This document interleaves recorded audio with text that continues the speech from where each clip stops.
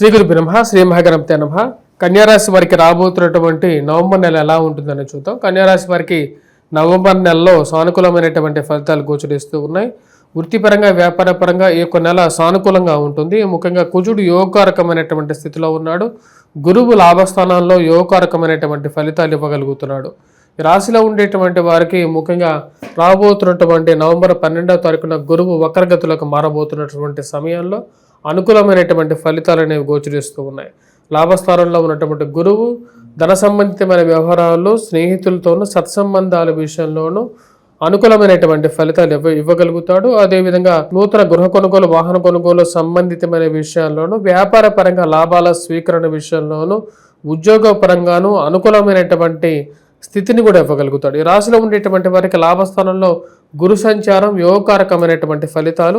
ఎందుకంటే ఉచ్చ స్థానంలో ఉన్నటువంటి గురువు విద్యార్థులకి విద్యా సంస్థల్లో చదువుకోవటానికి నూతన కోర్సులు నేర్చుకోవటానికి కూడా గురువు యొక్క స్థితి సానుకూలమైనటువంటి ఫలితాన్ని ఇవ్వగలుగుతుంది. రాశిలో ఉండేటువంటి వారికి గురువు యొక్క సానుకూలమైనటువంటి స్థితి వివాహ ప్రయత్న సంబంధితమైన విషయాల్లోనూ స్నేహితులతో సత్సంబంధాలు ఏర్పరచుకోవడానికి కూడా కారకంగా ఉంటుంది. జన్మరాశిలో శుక్రగ్రహ సంచారం వైవాహిక జీవితంలో కొంచెం ప్రశాంతతను కలిగించే విధంగా ఉంటుంది. వైవాహిక జీవితంలో అంత సానుకూలమైనటువంటి స్థితిలో లేనప్పటికీ కూడా శుక్రుడు జన్మరాశులు పరస్పర వీక్షణ అనేది ఉంది. శుక్రశని పరస్పర వీక్షణ కొంచెం అనుకూలమైనటువంటి ఫలితాన్ని ఇవ్వగలుగుతుంది.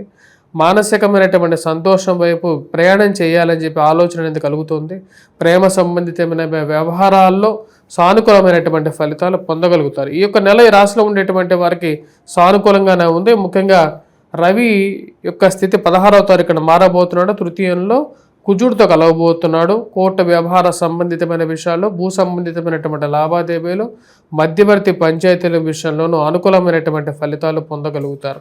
ఈ రాశిలో ఉండేటువంటి వారికి వర్క్ పరంగా కొద్దిగా స్ట్రెస్ అనేది మానసికమైనటువంటి శ్రమ అనేది ఉన్నప్పటికీ కూడా దాన్ని జయించగలుగుతారు. కుజుడు పూర్తి బలం అత్యధికమైనటువంటి బిందువులతో తృతీయంలో ఉన్నాడు.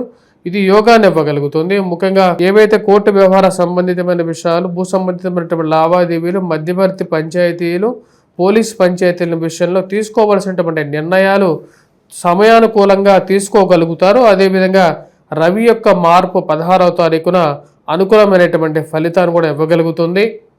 ఉన్నత స్థాయిలో ఉన్నటువంటి స్త్రీ పురుషులతో సత్సంబంధాలు ఏర్పరచుకోగలుగుతారు. సమయానుకూలంగా జరిగేటువంటి యొక్క పరిణామాలు సానుకూలమైనటువంటి ఫలితాలు కూడా ఇవ్వగలుగుతాయి. ముఖ్యంగా రవి ప్రథమ భాగంలో ముఖ్యంగా 16వ తారీఖు వరకు కూడా ధనస్థానంలో నీచ స్థితిలో ఉన్నాడు. మాట్లాడే విషయంలో కొంచెం జాగ్రత్తగా ఆచిచూసి వ్యవహరించి మాట్లాడాలి. ఈ రాశిలో ఉండేటువంటి వారు నోరు తాడితే తీసుకోలేవు కొన్ని మాటలు. కాబట్టి ఆ మాట్లాడే ప్రతి విషయంలోనూ కొన్ని జాగ్రత్తలు తీసుకొని మాట్లాడండి. కోపతాపాలకి పోయి మాట్లాడేటువంటి కొన్ని మాటలు కొంచెం కష్టసాధ్యంగా ఉన్నప్పటికీ కూడా కొన్ని జాగ్రత్తలు అనేవి అవసరంగా చెప్పడం జరుగుతుంది. భూ సంబంధితమైనటువంటి లావాదేవీల విషయంలో సానుకూలంగా పడే విధంగా ఉంది. ఏవైతే మీకు రావలసినటువంటి స్థిరచరాస్తులు తండ్రి తరపు నుంచి రావలసినటువంటి స్థిరచరాస్తులు ఏవైతే ఉన్నాయో వాటి విషయంలో మీకు క్లారిటీగా ఉండగలుగుతారో. మీకు రావాల్సినటువంటి భూ విషయంలో ముందుకి పడేటువంటి ఒక అడుగు ముందుకు పడేటువంటి కొన్ని అవకాశాలు అనేవి గోచరిస్తూ కూడా ఉన్నాయి. ఈ రాశిలో ఉండేటువంటి వారికి 16వ తారీఖున రవి యొక్క మార్పు ఉన్నత స్థాయిలో ఉన్నటువంటి స్త్రీ పురుషులతో సత్సంబంధాలు ఏర్పరచుకునే విధంగాను మీకు ఉండేటువంటి పొలిటికల్ కెరియర్ రాజకీయమైనటువంటి ఎదుగుదలకి మూల బిందువుగాను ఉపయోగపడుతుంది. కుజుడు ప్లస్ రవి ఇద్దరు మంచి స్థానంలోకి మార్పు జరగబోతుంది. 16వ తారీఖున ఆల్రెడీ మంచి స్థానంలో ఉన్నటువంటి కుజుడితో రవి కలవబోతున్నాడు. రాశిలో ఉండేటువంటి వారికి స్నేహితుల యొక్క సపోర్ట్ అనేది కలిసి వచ్చే విధంగా ఉంటుంది. చేయాలనుకున్నటువంటి పని మీద వ్యాపారం మీద దృష్టి కేంద్రీకరించగలుగుతారు.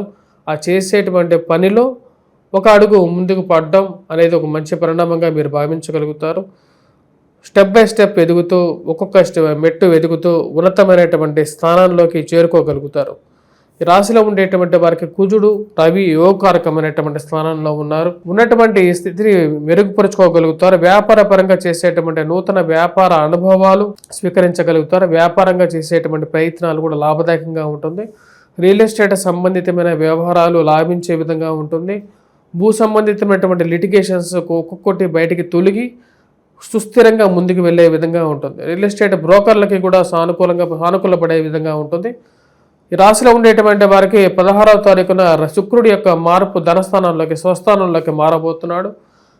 ఇది యోగాన్ని ఇవ్వగలుగుతుంది. కుటుంబ వృద్ధిని సూచిస్తుంది. కుటుంబంలో వారికి ఉద్యోగం రావటం, కుటుంబ ప్రయత్న సంబంధితమైన విషయాల్లో అనుకూలంగా ఉండటం, శుక్రుడు స్వస్థానంలో ఉండటం అనుకూలమైనటువంటి ఫలితాన్ని ఇచ్చే విధంగా ఉంటుంది.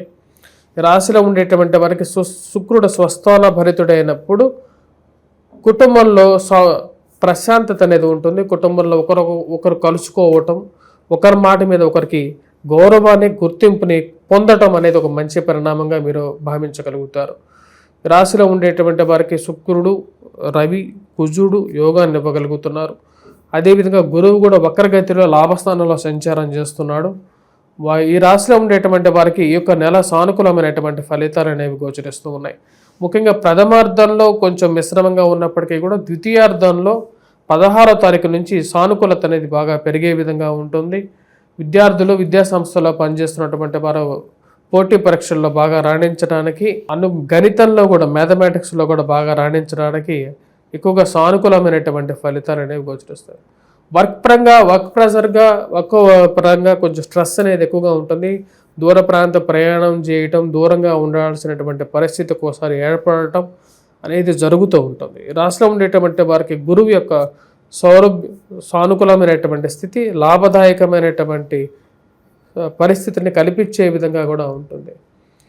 రాశిలో ఉండేటువంటి వారు ఈ యొక్క నెల ఎటువంటి పరిహారాలు చేసుకోవాలి అని చూద్దాం. ముఖ్యంగా ఈ రాశిలో ఉండేటువంటి వారి యొక్క నెల మనం గమనించినట్లయితే నెల మొదటిలో సూర్యారాధన అనేది చేసుకోవాలి. సూర్యుడికి అర్ఘ్యాన్ని సమర్పించడం, అదేవిధంగా వచ్చేటప్పటికి శివాభిషేకం చేసుకోండి. కార్తీక మాసంలో దీపారాధన, దీపం జ్యోతి పరబ్రహ్మం అని చెప్పి దీపారాధనలో పరబ్రహ్మ స్వరూపమైనటువంటి నిత్య చైతన్యమైనటువంటి ఆత్మ జ్ఞానాన్ని, చిదానంద రూపమైనటువంటి ఆత్మస్వరూపమైనటువంటి శివతత్వాన్ని మూల బిందువుగా ఉంటుంది. అనంతము వెలిగేటువంటి ఆ యొక్క నిత్య దీపంలాగా మనలో ఉండేటువంటి నిత్యం ప్రజ్వలించేటువంటి ఆత్మస్వరూపాన్ని మనం పూజించాలి. మరియు అదేవిధంగా వటవృక్షం కింద దీపారాధన కూడా చేయాల్సినటువంటి ముఖ్యమైనటువంటి సూచన. వటవృక్షం కింద సాక్షాత్తు దక్షిణామూర్తి ఎడమ కాలు ఒక కాలు మీద వేసుకొని కూర్చొని ఉంటాడు. జ్ఞానస్వరూపుడు కాబట్టి ఆయనకి అభిషేకం చేసినట్లయితే సాక్షాత్తు నిజమైనటువంటి జ్ఞానస్వరూపాన్ని, శ్రీ విద్యను కూడా పొందగలుగుతారు. స్వస్తి.